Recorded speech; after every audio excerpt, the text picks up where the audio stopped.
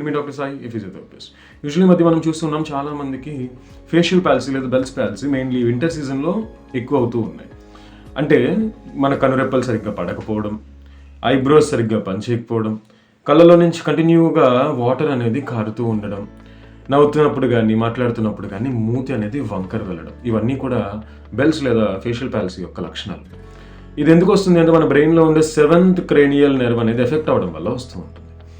Usual immunity తక్కువ ఉన్న వాళ్ళకి కానీ, ఆల్కహాల్ లేదా స్మోకింగ్ కన్సంప్షన్ ఎక్కువ ఉన్న వాళ్ళకి కానీ, అండ్ మెయిన్లీ కొన్ని రోజులుగా దగ్గు లేదా జలుబు నుంచి ఎఫెక్ట్ అవుతున్న వాళ్ళకి కానీ, అండ్ ఆల్రెడీ డయాబెటీస్ ఉన్న వాళ్ళకి కానీ ఈ బెల్స్ పాలసీ లేదా ఫేషియల్ పాలసీ వచ్చే అవకాశం చాలా ఫాస్ట్గా ఉంటుంది.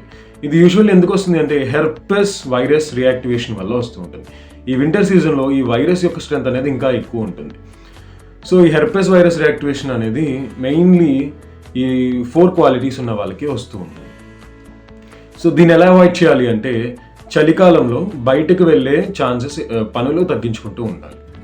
ఒకవేళ తప్పనిసరి పరిస్థితుల్లో వెళ్ళాల్సి వచ్చిన స్వెటర్స్తో పాటు మీ నోస్, మౌత్ అండ్ ఇయర్ అంటే చెవి, ముక్కు, నోరు 3 కవర్ అయ్యేలాగా మఫ్లర్స్ వేసుకుని వెళ్ళండి.